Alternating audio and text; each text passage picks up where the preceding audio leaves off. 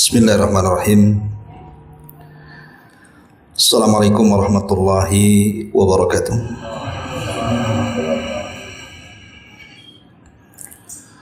Bihamdillahi wassalatu wassalamu ala rasulillah wa ala alihi wa sahbihi wa mawalah wa la hawla wa la quwata illa billahi wa ba'du. Alhamdulillah wassalatu wassalamu ala rasulillah wa ala alihi wa sahbihi wa mawalah wa la hawla wa la quwata illa billahi wa ba'du. Kita lanjutkan kajian kita, masih membahas tafsir singkat dari surah-surah pendek dalam juz Amma, dan kita masuk pada surah Abasa. A'udzubillahi minasyaitonirrajim. Bismillahirrahmanirrahim. Abasa wa tawalla an ja'ahul a'ma wa man yudrika la'allahu yazzakka aw yadhakkaru fatanfa'ahu dhikra amma man istaghna fa anta lahu tasadda wa ma 'alaika alla yazzakka wa amma man ja'aka yas'a wa huwa yahsha fa anta anhu talaha kalla innaha tadhkirah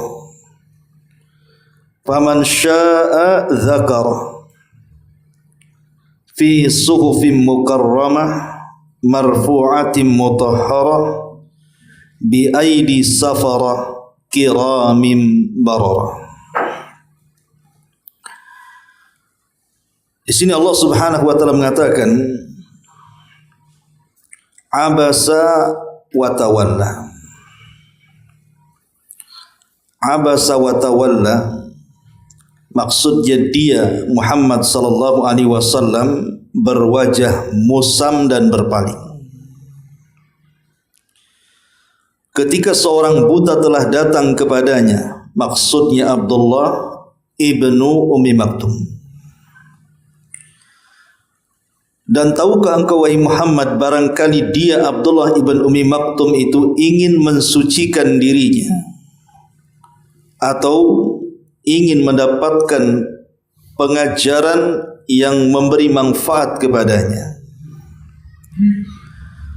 Adapun orang-orang yang merasa dirinya serba cukup, maksudnya para pembesar Quraisy, maka engkau wahai Muhammad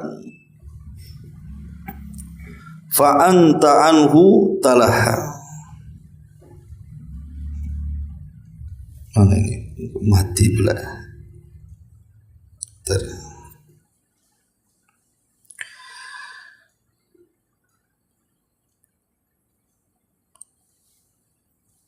Adapun orang-orang yang merasa dirinya serba kecukupan, maksudnya para pembesar Quraisy, fa anta lahu tasadda, maka engkau wahai Muhammad memberi perhatian lebih kepada mereka.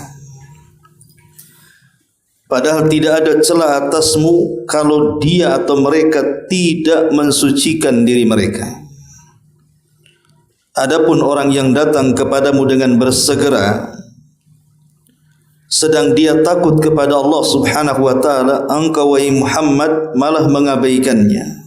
Sekali-kali jangan begitu. Sungguh ajaran-ajaran Allah itu satu peringatan. Maka barang siapa menghendaki, tentulah dia akan memperhatikan peringatan itu.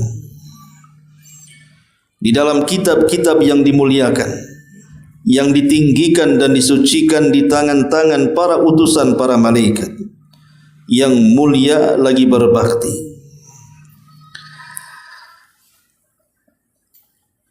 Baik, masyarul muslimat muslimin wal muslimat rahimani wa rahimakumullah. Surah Abasa ini tentu ada asbab nuzulnya. Sebab turunnya kenapa Allah Subhanahu wa taala turunkan surah Abasa kepada kita. Ada seorang sahabat di zaman Nabi SAW namanya Abdullah ibnu Ummi Maktum. Dan Abdullah ibn Ummi Maktum ini satu di antara muadzin Rasul. Jadi muadzin Nabi SAW, tukang azan Nabi itu ada 4. Yang paling masyhur tentu Bilal ibn Rabah. Tapi di sana ada Abdullah ibn Ummi Maktum. Kemudian ada Sa'ad al-Qaradi dan ada Abi Mahdhura. Jadi 4, Bilal bin Rabah, Abdullah ibn Ummi Maktum, Sa'ad al-Qaradi maula Ammar ibn Yasir, kemudian yang keempat Abu Mahdhura. Yang diajarkan Nabi SAW lafaz as-salatu khairum minan naum dalam azan subuh. Lah 4 sahabat ini terbagi di 3 masjid. Pertama Masjid Nabawi. Maka Nabi SAW meletakkan 2 sahabat untuk menjadi muadzin. Pertama Bilal dan yang kedua Abdullah ibnu Ummi Maktum. Kemudian yang kedua Masjid Quba. Masjid yang pertama dibangun Nabi SAW, diletakkan di situ Sa'ad al-Qaradi maula Ammar ibn Yasir. Budak yang dimerdekakan oleh Ammar ibnu Yasir. Kemudian di Masjidil Haram Nabi SAW meletakkan Abu Mahdhura. Itulah sahabat yang diajarkan lafaz tathwib, as-salatu khairum minan naum. Inilah 4 muadzin Nabi SAW.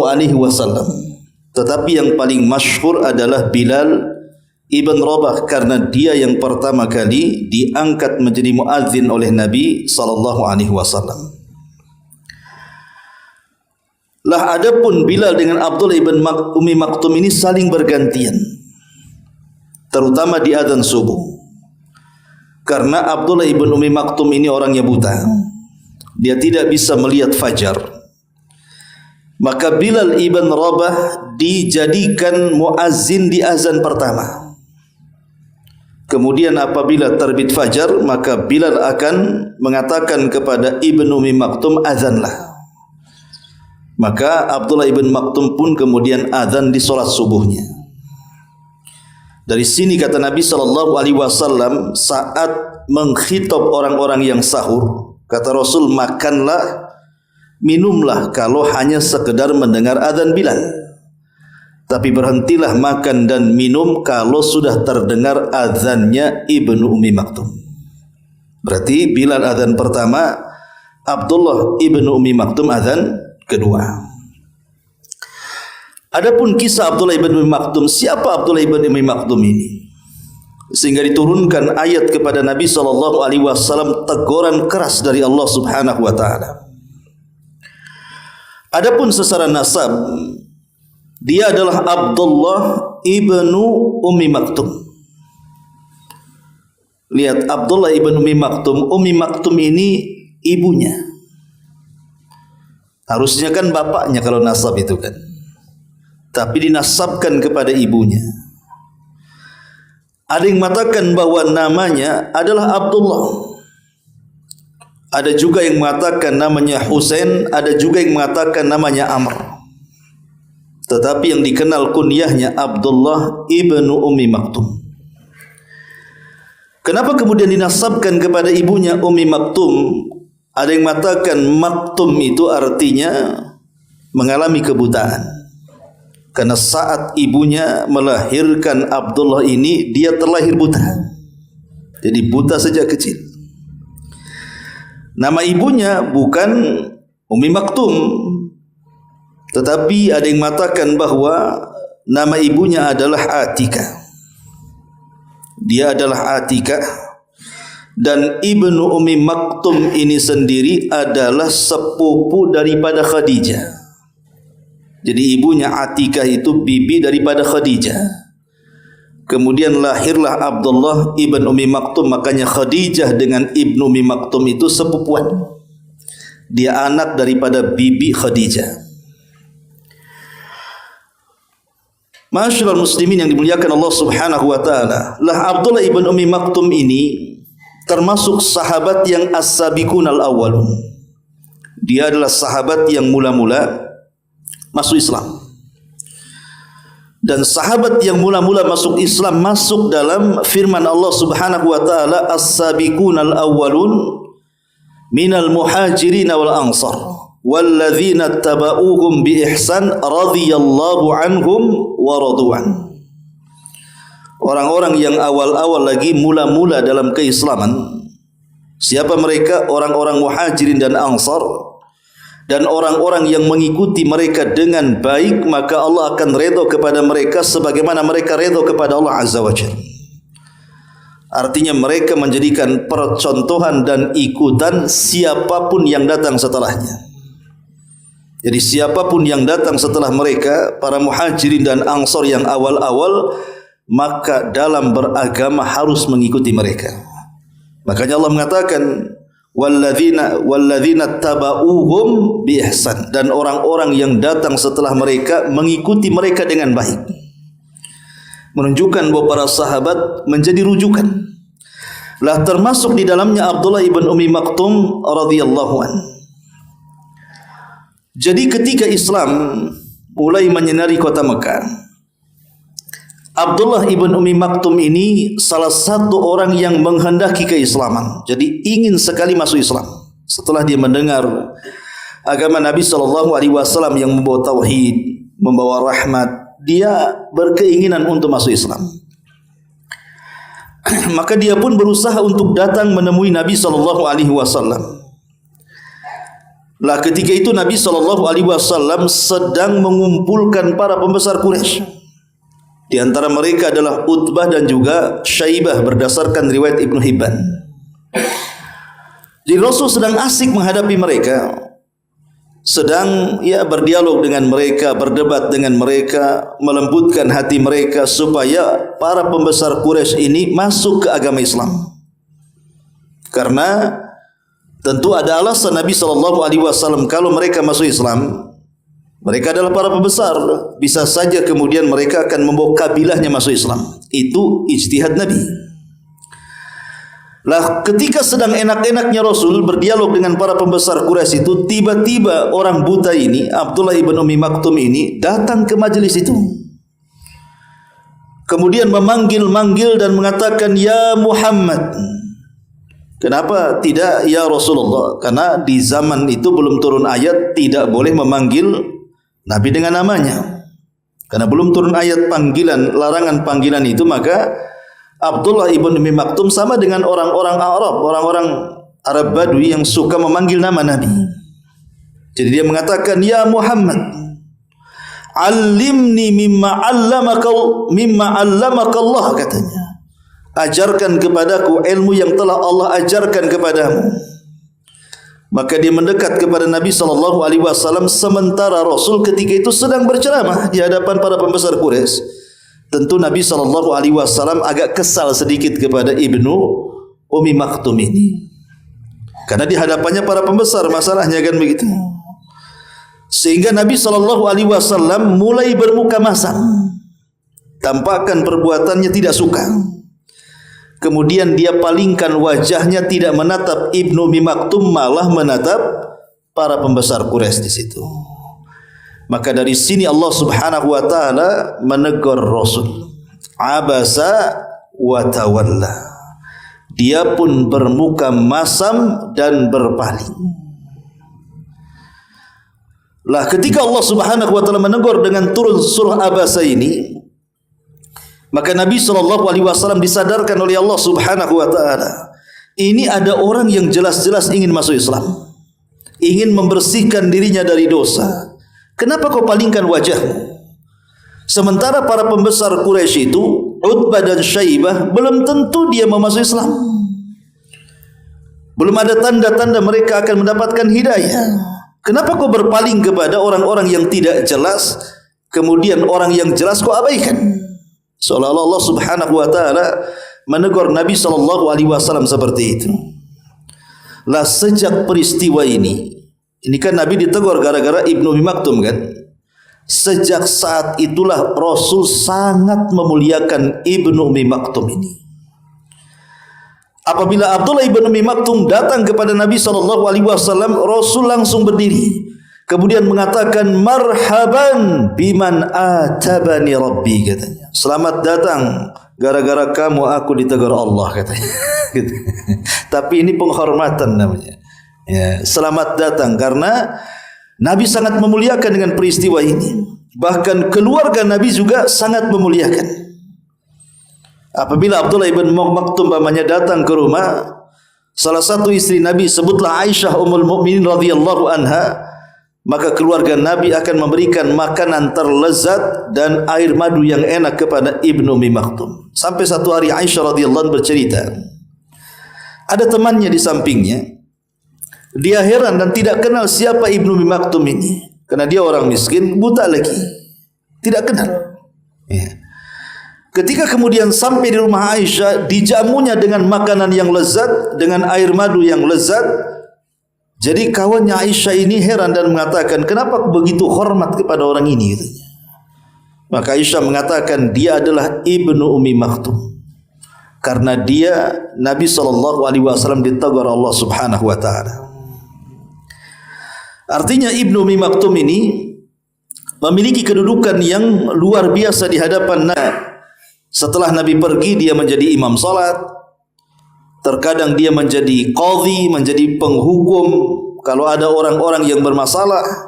Terkadang membuat semacam undang-undang kalau diperlukan, dan begitu seterusnya. Selama Rasul safar, Nabi SAW sangat mempercayakan kepada Abdullah Ibnu Ummi Maktum karena dia pakar Quran. Kalau sudah pakar Quran, pasti akan berhukum dengan Quran. Dan kalau dia berhukum dengan Quran, pasti hukumnya adalah penuh dengan keadilan. Lah Abdullah ibn Ummi Maktum juga adalah orang yang pertama hijrah setelah Mus'ab bin Umair. Kita tahu bahwa sahabat yang pertama hijrah dari Mekah ke Madinah adalah Mus'ab ibn Umair, yang diutus Nabi SAW untuk berdakwah di kota Madinah dan berhasil mengislamkan dua pembesar kabilah Khazraj dan Aus. Baru setelah itu Ibnu Ummi Maktum nyusul.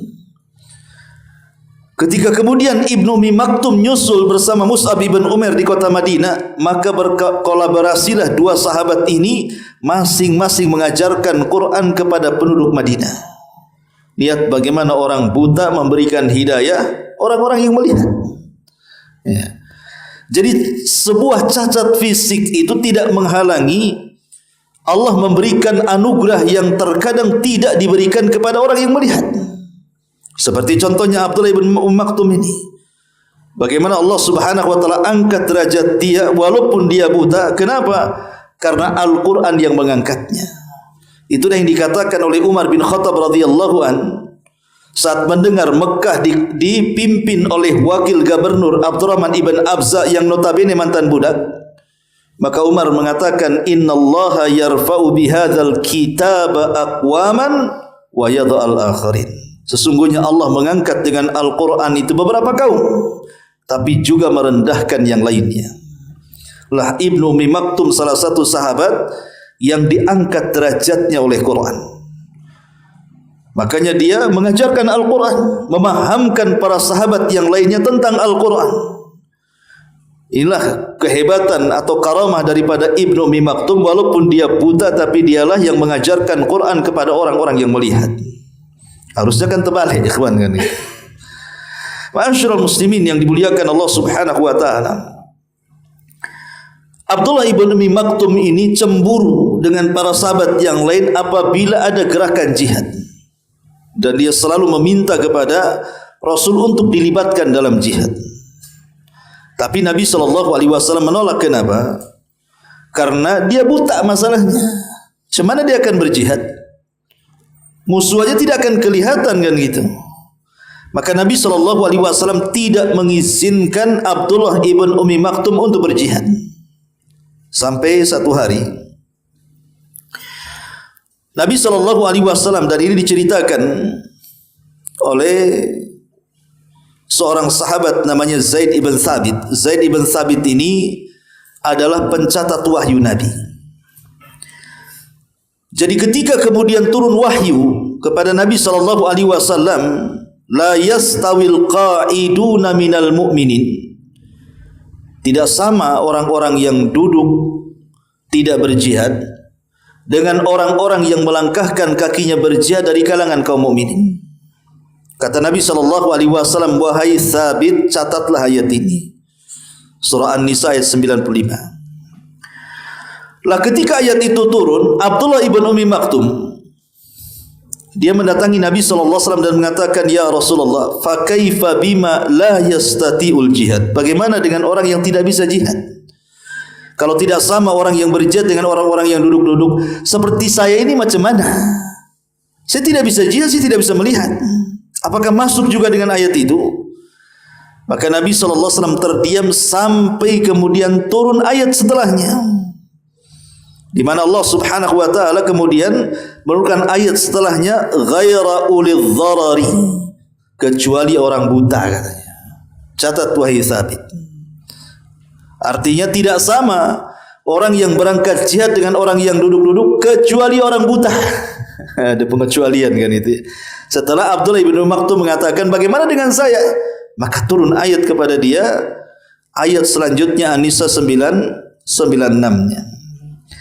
Ma'asyiral muslimin yang dimuliakan Allah Subhanahu wa taala, walaupun demikian di ujung hayatnya Abdullah ibn Ummi Maktum ini mati syahid. Ketika Umar bin Khattab radhiyallahu anhu menggerakkan pasukan di perang Qadisiyah, maka Abdullah ibn Ummi Maktum ini sudah tekad, saya harus ikut perang. Dari dulu dia ingin jihad tapi dilarang. Ketika dia hendak mendaftar untuk perang Qadisiyah ini, teman-temannya tetap mengatakan, bukankah orang buta ada rukhsah, tidak untuk jihad? Kata Ibnu Ummi Maktum, oh tidak, saya ingin jihad sekarang. Akhirnya dia minta kepada Umar agar dia yang membawa bendera itu. Ketika kemudian pasukan berada di tengah-tengah musuh, Abdullah ibn Ummi Maktum itu yang megang bendera itu. Dan pasukan mengingatkan, wahai Ibnu Maktum, hati-hati, kau yang pegang bendera. Artinya kalau sampai bendera ini jatuh atau kau lari, kan itu, maka ini mempengaruhi pasukan. Marah Ibnu Maktum dan mengatakan, saya ini qari Al-Quran, saya ini pembaca Quran, tidak mungkin saya lari dari peperangan, katanya. Enak saja kalau kau ngomong bahasanya kan itu. Tak mungkinlah saya lari, saya ini qari Al-Quran, saya ini pembaca Quran. Akhirnya ketika betul-betul perang berkecamuk, kemudian terdengar sabetan pedang, teriakan dan begitu seterusnya, disinilah gugur Ibnu Ummi Maktum dalam perang Qadisiyah. Artinya dia meninggal mati syahid. Ya. Ma'asyiral muslimin yang dimuliakan Allah Subhanahu wa taala. Dan dari sini banyak pelajaran ikhwatu fiddin.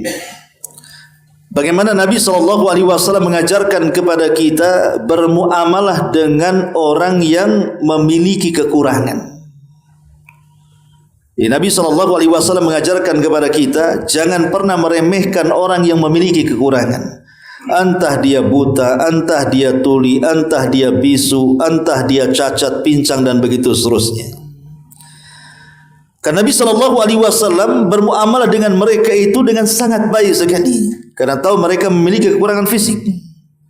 Seperti umpamanya contohnya, di zaman Nabi SAW ada seorang wanita, dia kalau terjangkit penyakit ayannya, maka dia selalu seperti orang kesurupan dan tersingkap auratnya.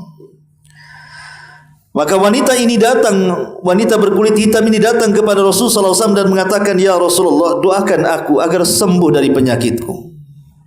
Karena kalau datang penyakitku, maka aku akan menyingkap auratku dan tampak di hadapan orang, dan aku malu. Maka Nabi SAW mengatakan kepada wanita ini, baik, saya akan berdoa kepada Allah agar penyakitmu disembuhkan. Tetapi ada perkara yang lebih besar daripada itu. Kata Nabi, wala in sabarti falakil jannah. Tapi kalau engkau ingin sabar dengan penyakitmu, kau akan dihadiahi surga. Milih disembuhkan penyakit atau milih hadiah surga? Maka wanita ini mengatakan, kalau begitu aku memilih yang kedua. Aku ingin masuk ke dalam surga. Tapi tolong berdoa kepada Allah ya Rasulullah. Aku tidak ingin sembuh kalau memang itu hadiahnya surga. Tapi kalau penyakitku kumat, kata wanita ini kepada Rasul, tolong berdoa kepada Allah agar aku tidak menyingkapkan auratku, itu saja. Tapi lihat bagaimana Nabi SAW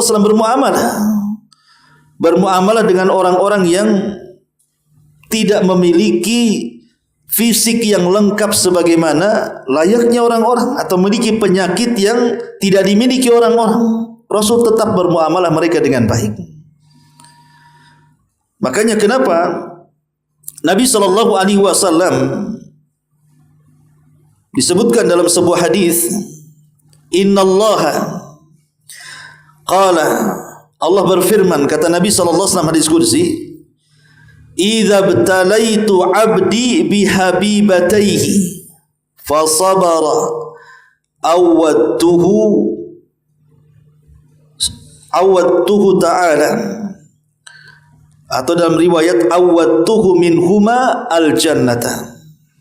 Jadi kata Allah Subhanahu wa taala, idza ibtalaitu abdi bihabibataihi fasabara awwadtuhu minhumal jannah. Kata Allah Subhanahu wa taala, apabila aku uji di antara hambaku dengan kehilangan dua anggota badannya yang sangat dicintainya. Ada yang mengatakan maksudnya mengalami kebutaan atau mengalami kebisuan. Karena kita tahu mata ini adalah nikmat Allah yang paling berharga, kan begitu. Dengan mata inilah kita bisa belajar, kita bisa ibadah dan begitu seterusnya. Dengan lisan juga sama, kita bisa bicara, berkomunikasi dan lain sebagainya. Kalau Allah kemudian menguji hambanya dengan kebutaan atau dengan kebisuan dan ketulian itu, karena biasanya bisu dengan tuli itu satu paket tuh kan. Fasabara, dia pun sabar. Apa kata Allah? Awwadtuhu minhumal jannah. Maka aku akan ganti kelak pada hari kiamat dengan kehilangan dua penyakit tadi, kebutaan atau kebisuan tadi, Allah ganti dengan surga. Lah ketika Nabi SAW menyampaikan hadis qudsi ini menunjukkan apa? Begitulah Nabi SAW memberikan kesabaran, menyabar-nyabarkan orang yang memiliki cacat gitu ya. Maka kita pun sama, jangan pernah memandang rendah mereka. Mereka adalah manusia sama dengan kita. Justru harusnya kita beri semangat hidup mereka. Orang-orang yang kemudian ditimpa penyakit atau yang tadinya sehat kecelakaan jadi sakit, jadi pincang, jadi mungkin akalnya sedikit terganggu dan begitu seterusnya. Karena itu bagian daripada muamalah Rasul yang diajarkan kepada kita. Karena banyak di antara kaum muslim itu yang masih merendahkan orang-orang yang seperti itu masalahnya. Islam menyamakan semua manusia. Ma'asyiral muslimin yang dimuliakan Allah Azza wa Jalla, Abdullah ibn Ummi Maktum ini percontohan bagaimana Rasul memuliakan beliau. Bahkan keluarganya juga memuliakan beliau. Bahkan Nabi SAW kalau datang selalu memeluk dan mengatakan marhaban biman atabani rabbi. Selamat datang orang yang gara-gara engkau aku ditegur Allah Subhanahu wa taala. Lah salah satu hadis yang diriwayatkan oleh Abdullah ibn Ummi Maktum adalah dia mengatakan kharaja alaina Rasulullah sallallahu alaihi wasallam ba'da martafa'ati syamsu wan nasu indal hujurat faqala ya ahlal hujurat sya'uratin nar wa ja'atil fitan ka qita'il laili law ta'lamu ma a'lamu la dhahiktum qalilan wa la bakaitum katsira. Dari Abdullah ibn Ummi Maktum radhiyallahu anhu dia mengatakan Rasul keluar bersama kami setelah naik matahari dan manusia berada di kamar-kamar mereka. Kemudian Rasul mengatakan, wahai pemilik-pemilik kamar, neraka sedang menyala, fitnah sudah menyebar seperti potongan malam. Kalau kalian tahu apa yang aku tahu, tentu kalian akan sedikit tertawa dan banyak menangis. Dan banyak riwayat-riwayat yang diriwayatkan oleh Ibnu Ummi Maktum kepada kita. Tapi syahidnya di sini bahwa Abasa wa Tawalla ini atau surah Abasa ini turun kepada seorang yang bernama Ibnu Ummi Maktum atau Abdullah Ibnu Ummi Maktum muadzin Rasulullah sallallahu alaihi wasallam. Baik, di sini Allah Subhanahu wa taala mengatakan Abasa wa Tawalla. Abasa wa Tawalla. Nabi Muhammad berwajah masam dan berpaling. Dan ini mukjizat Nabi. Ingat Nabi SAW itu, kata Anas bin Malik radhiyallahu anhu dan sahabat yang lainnya, kana Nabi SAW tabassuman. Rasul itu senantiasa tidak lepas daripada senyum. Cuman sekali Nabi SAW bermuka masam dalam hidupnya. Coba bayangkan, Nabi itu seumur hidupnya tersenyum, tertawa dan tersenyum, membahagiakan orang. Tapi sekali seumur hidup Rasul pernah bermuka masam dan berpaling saat terjadinya kasus si Abdullah ibn Ummi Maktum ini. Coba, ini mukjizat ikhwatu fiddin. Siapa yang sanggup seumur hidupnya tersenyum, senantiasa memasang wajah yang indah, wajah yang berseri menyenangkan orang? Perasaan kita ini lebih banyak masam dibandingkan senyumnya kan? Tapi Rasul justru masam itu seumur hidup cuma satu kali saja. Dan ini mukjizat Nabi. Ya. Cuma di sini ada pertanyaan, Nabi kan berpaling, bermuka masam kemudian memalingkan wajahnya, tidak menatap Ibnu Ummi Maktum. Apakah seorang Nabi itu boleh berijtihad? Ini kan ijtihad Nabi. Seolah-olah Nabi berijtihad di sini kan? Ini kalau yang masuk cuma satu orang nih, Ibnu Ummi Maktum nih, kalau saya bisa mengislamkan orang ini, dia bisa bawa kabilahnya. Itu kan ijtihad namanya kan. Pertanyaannya, apakah seorang Nabi itu boleh berijtihad? Terjadi silang pendapat di antara ulama. Ada yang mengatakan seorang Nabi tidak boleh berijtihad, karena Nabi Allah Subhanahu wa taala mengatakan, wa ma yantiqu anil hawa in huwa illa wahyun yuha. Nabi itu tidak pernah mengucapkan dengan hawa nafsunya, yang diucapkanlah wahyu yang diwahyukan kepadanya. Artinya Nabi tidak mungkin berijtihad karena semua pemikirannya adalah wahyu. Tapi ada juga yang mengatakan kasus ini menunjukkan Nabi berijtihad. Tetapi ulama mengatakan bahwa ijtihad itu ada dua. Ada ijtihad agama, ada ijtihad dunia. Kalau dimaksud ijtihad dunia, ya Rasul berijtihad. Seperti contohnya, ketika Nabi SAW hijrah ke kota Madinah, dilihatnya penduduk Madinah itu sibuk mengawin-ngawinkan pohon kurma. Maka Rasul mengatakan, seandainya kalian tinggalkan pekerjaan ini dan fokus untuk beribadah, itu lebih baik. Akhirnya kemudian para sahabat meninggalkanlah, tidak mengawinkan kurma lagi. Rupanya setelah tahun depan hasilnya tidak lebih banyak daripada sebelumnya. Karena Rasul tidak paham soal perkurmaan kan itu ya. Maka setelah itu para sahabat banyak yang kemudian mengeluh, wahai Rasul, hasilnya tidak sebagaimana tahun kemarin. Maka Nabi SAW mengatakan, antum a'lamu bi umuri dunyakum. Kalian lebih paham tentang urusan dunia kalian. Lanjutkan saja. Artinya soal urusan dunia Rasul tidak paham. Terkadang ada yang lebih paham dibandingkan Nabi SAW. Tapi kalau urusan agama, sebagian ulama mengatakan tidak ada ijtihad. Jadi ijtihadnya Rasul itu dalam urusan dunia. Kalau urusan agama tidak ada ijtihad. Makanya di sini ditegur oleh Allah Subhanahu wa taala, abasa wa tawalla, sampai kepada ayat-ayat tadi. Kemudian juga faedah kalimat abasa wa tawalla ini, ikhwan, bahwa Nabi SAW manusia sama dengan kita. Terkadang dia jatuh ke kesalahan kan, tapi kan bukan dosa besar. Tidak ada Nabi atau Rasul yang terjerumus kepada dosa besar. Kalau dosa kecil itu diperselisihkan. Nah, contohnya di sini Nabi SAW mengabaikan siapa? Ibnu Ummi Maktum, manusiawi. Nabi berpikir bahwa kalau orang ini Muslim, maka akan membawa kabilahnya masuk Islam. Sementara kalau Ibnu Maktum masuk Islam, ya sendirian aja dia kan begitu. Padahal itu sebuah kesalahan. Makanya Allah Subhanahu wa taala tegur itu. Itulah yang Allah katakan, wa wadha'na anka wizrak. Dan kami letakkan wizrak, itu maksudnya kesalahan.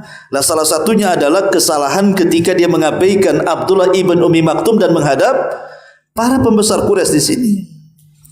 Dari sini kita tidak boleh hulu ekstrim terhadap Nabi SAW sampai menuhankan beliau, dan tidak boleh juga merendahkan Nabi SAW. Makanya dalam syahadat kita senantiasa diajarkan kalimat Abdullahi wa Rasuluh. Dia adalah hamba sama dengan kita. Terkadang ada salahnya, tetapi Allah tegur, kan itu. Tapi dia juga Rasul, kita tidak boleh menyembahnya. Dia hamba, tidak boleh menyembahnya, dan dia Rasul, tidak boleh menghinanya. Ya, dia sama manusia dengan kita. Kata Rasul, ana basarum mislukum, saya adalah manusia seperti kalian. Artinya jangan pernah menyembah Rasul. Karena ada orang-orang di zaman sekarang itu ketika memuji Nabi SAW sampai pujiannya itu selevel rububiyah Allah. Seolah-olah Nabi itu bisa menyembuhkan, seolah-olah Nabi itu bisa menghilangkan kesulitan, seolah-olah Nabi itu bisa, dan begitu seterusnya. Hak yang harusnya diberikan kepada Allah diberikan kepada Nabi-Nya. Ini tidak boleh. Ghulu namanya. Tapi tidak boleh juga kita remehkan, karena dia Rasul, dia Nabi. Ya. Maka dari sini kalimat abasa wa tawalla menunjukkan bahwa dia adalah ada sisi manusianya. Dia bukan malaikat. Terkadang terjerumus kepada kesalahan, tapi langsung diturunkan wahyu untuk meluruskannya. Ma'asyiral muslimin yang dimuliakan Allah Subhanahu wa taala, karena Nabi tidak tahu yang gaib kan. Tentu kalau Rasul akan ditegur oleh Allah, tidak mungkin dia melakukan seperti itu kan. Menunjukkan Rasul tidak tahu yang gaib kan. Ya, samalah ketika dia menginterogasi Aisyah. Ketika dituduh berzina dengan seorang sahabat namanya Safwan ibn Mu'attil oleh orang-orang munafik. Rasul datang kepada Aisyah dan mengatakan, ya Aisyah, la in lamamti bi dzambin fastaghfirillah. Wahai Aisyah, kalau memang engkau berbuat zina dengan si Safwan ibn Mu'attil itu, kau bertobat saja. Padahal Aisyah kan tidak berzina. Tapi kenapa Rasulullah SAW mengatakan seperti itu? Karena Rasul tidak tahu yang gaib. Makanya Rasul mengatakan, wa in lamamti bi dzambin fastaghfirillah. Kalau engkau memang berbuat seperti itu, bertobatlah kepada Allah. Fa innal abda idza taba taballahu alaihi. Karena seorang hamba kalau bertobat, Allah terima tobatnya. Tetapi kata Rasul, kalau engkau tidak melakukannya, fasayubarri'ukillah azza wa jal fawqa sab'as samawat. Maka Allah akan melepaskan dirimu dari tuduhan itu oleh Allah yang berada di lapisan-lapisan di atas sana. Lapisan langit di atas sana, kata Rasul. Ya. Artinya Rasul tidak tahu yang gaib kan. Sebab habis itu turun surah An-Nur ayat 1 sampai 9 yang mengatakan Aisyah ini tidak berzina, dibersihkan oleh Allah. Kalau Nabi SAW tahu bahwa akan turun wahyu membersihkan bahwa Aisyah tidak berzina dengan Safwan ibn Mu'attil, kenapa Rasul mengatakan kepada Aisyah, kalau engkau berbuat dosa, akui kan, begitu kan? Menunjukkan dia tidak tahu yang gaib. Sama ketika dia memakan racun yang diberikan oleh seorang wanita Yahudi, Zainab bintul Harith, sampai kemudian tercicipi sedikit. Kalau Rasul dari awal tahu di daging itu ada racunnya, tidak mungkin Rasul memakannya. Menunjukkan bahwa Nabi SAW manusia sama dengan kita. Dia tidak tahu yang gaib kecuali yang Allah Subhanahu wa taala beritahu kepada kita. Abasa wa tawalla. Dia Muhammad berwajah masam dan berpaling.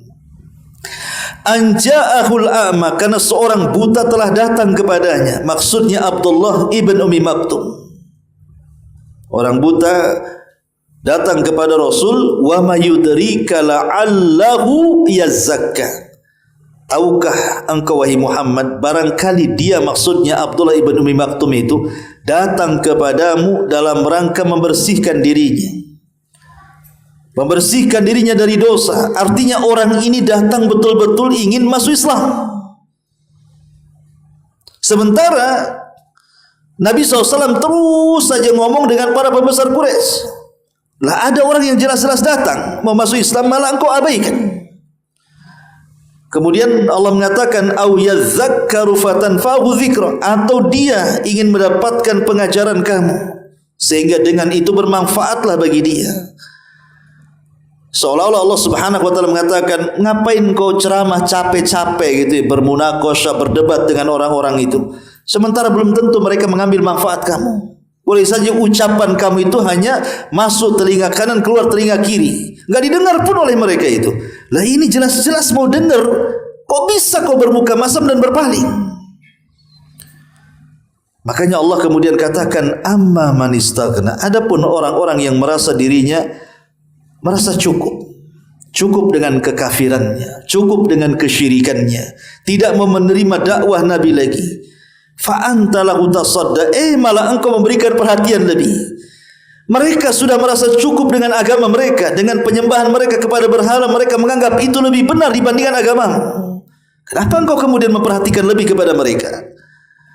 Wa amma man ja'aka yas'a, adapun orang yang datang kepadamu dengan bersegera, betul-betul ingin mengambil manfaat, maksudnya Abdullah bin Ummi Maktum, wa huwa yakhsha, dan dia takut kepada Allah, fa anta anhu talaha, engkau pula mengabaikannya, bahkan bermuka masam dan berpaling kepadanya. Kalla, kata Allah, jangan seperti itu. Innaha tadhkirah, sungguh ini ajaran-ajaran Allah, jangan seperti itu. Makanya setelah kemudian turun ayat ini, Nabi SAW tidak lagi meladeni orang-orang musyrik itu, yang mereka belum tentu masuk Islam gitu ya. Kalau musuh sudah jelas, maka Nabi SAW tidak mau meladeni mereka lagi. Dari sini ada faedah ikhwatu fiddin, maka dekatilah orang-orang yang sangat mencintai Allah dan Rasulnya, jauhi orang-orang yang memusuhi Allah dan Rasulnya. Di sini diajarkan tentang dua kalimat, al-wala'u wal-bara'u. Apa itu wala? Wala itu meletakkan loyalitas kepada Allah, kepada Rasul, kepada orang-orang yang beriman. Adapun bara itu berlepas diri dari musuh Allah, musuh Rasul, dan musuh orang-orang yang beriman. Artinya kita harus lebih dekat lagi kepada orang-orang yang mencintai Allah.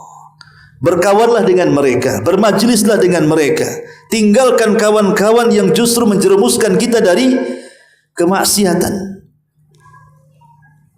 Makanya kenapa Nabi SAW punya perhatian kepada kita soal pertemanan kan? Kata Nabi SAW, al-mar'u ala dini khalili, seseorang itu digantungkan agama temannya. Bahkan ada para ulama mengatakan, Anda bergaul selama 40 hari saja dengan orang jahat, pasti akan jadi jahat. Sebagaimana Anda bergaul 40 hari saja dengan orang baik, insya Allah akan jadi baik.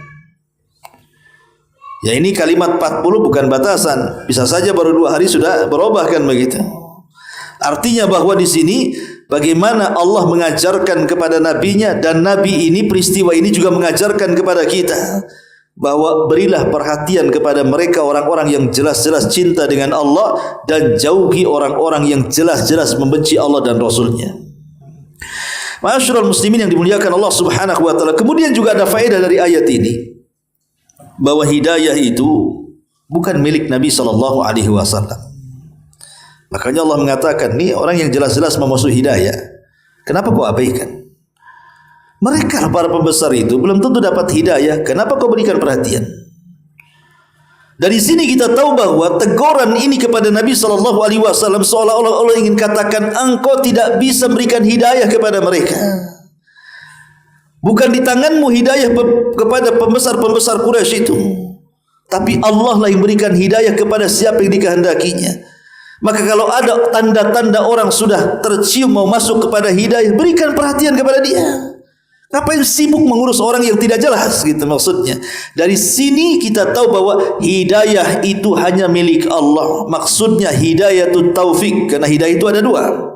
Ada hidayatul irsyad, maksudnya hidayah memberikan petunjuk kepada orang, ini baik, ini buruk, ini ikhlas, ini tidak, ini syirik, ini tauhid, ini bid'ah, ini sunnah, dan begitu seterusnya. Semua orang bisa melakukan, yang penting kita punya ilmu. Tapi kepada orang yang kita dakwai, sadar tidaknya menerima dakwah kita, itu bukan urusan kita. Itu urusan Allah, karena Allah yang mengatakan wa ma 'alaika illal balagh. Kewajiban engkau wahai Muhammad hanya menyampaikan. Begitu juga kita, hanya menyampaikan saja. Soal orang itu dapat hidayah atau tidak, itu urusan Allah. Makanya Nabi SAW sampai dikatakan oleh Allah Subhanahu wa taala, kalau engkau menghendaki seluruh orang-orang Quraisy itu ingin masuk ke dalam Islam, walau harasta bil mu'minin, walaupun engkau punya keras sekali ingin memberikan hidayah keislaman kepada mereka, maka engkau tidak bisa memberikan hidayah kepada mereka. hatta kepada pamannya sendiri Abu Talib, orang yang sangat mencintai Rasul dan dicintai Rasul. Saat detik-detik wafatnya Rasul ingin supaya Abu Talib masuk Islam, sampai mengatakan, "Qul ya ammi la ilaha illallah kalimatun uhajubika indallah." Wahai pamanku, katakan la ilaha illallah. Kalau kau bisa mengatakan kalimat ini, aku akan berhujah di hadapan Allah dengan kalimat ini, kau akan selamat. Tapi hidayah milik Allah. Ketika Abu Talib memandang Abu Jahal, kawan yang di sampingnya, memandang Musayyib, memandang Umayyah, kemudian Abu Jahal mengatakan, "Atarghabu an millati Abdul Muttalib?" Hei Abu Talib, apakah kau benci dengan agama moyangmu Abdul Muttalib? Kau akan mengucapkan kalimat itu? Maka Abu Talib terus memandang rekan-rekan yang di sampingnya. Akhirnya sampai ruh keluar dari jasadnya, Abu Talib tidak mau mengucapkan la ilaha illallah dan tetap berpegang dengan agama teman-temannya. Itulah kalau salah kawan jadi seperti ini jadinya. Kalau seandainya ketika itu tidak ada Abu Lahab, tidak ada Abu Jahal, tidak ada Musayyib, dan tidak ada para pembesar Quraisy di samping Abu Talib, tentu Abu Talib akan mengikuti ucapan Nabi. Kenapa? Karena dia sudah membenarkan Islam sebelumnya. Dia mengatakan tidak ada agama yang lebih baik daripada agama Muhammad. Walaula malamatan nas, kalau bukan karena celaan manusia kepadaku, tentu aku akan mengiktiraf agamanya adalah samham mubina, di atas agama yang lurus dan bertauhid. Pasti aku akan ikut dia. Cuman karena takut celaan tak mau dia ikut. Nanti apa kata dunia kok saya masuk Islam kan itu, sementara saya tokoh Quraisy gitu. Itulah yang menyebabkan Abu Talib tidak masuk Islam, karena ada kesombongan dalam hatinya. Ma'asyiral muslimin yang dimuliakan Allah Subhanahu wa taala, maka ayat ini memberikan pelajaran besar kepada kita agar kita menyebarkan hidayah sebanyak-banyaknya. Dan Nabi SAW berusaha mendakwahkan Islam sampai kepada para pembesar Quraisy dengan harapan kalau mereka masuk Islam, maka bawahan-bawahannya akan ikut masuk Islam, dan itu semangat dakwah artinya. Rasul mengajarkan kepada kita semangat dakwah, bahwa kita ini dalam kondisi apapun tetap berdakwah, minimalnya kepada keluarga lah, kepada tetangga, ke teman-teman dekat kan itu.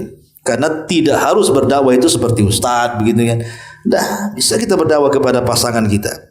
Dan kita tahu bahwa pahala dakwah itu luar biasa. Kata Nabi SAW kepada Ali radhiyallahu an, "Ya Ali, la an yahdiyallahu bika rajulan wahidan khairun laka min humrin na'am." Wahai Ali, kalau lantaran lisanmu satu orang dapat hidayah karenamu, itu lebih baik daripada unta merah. Unta merah maksudnya barang yang berharga di zaman itu.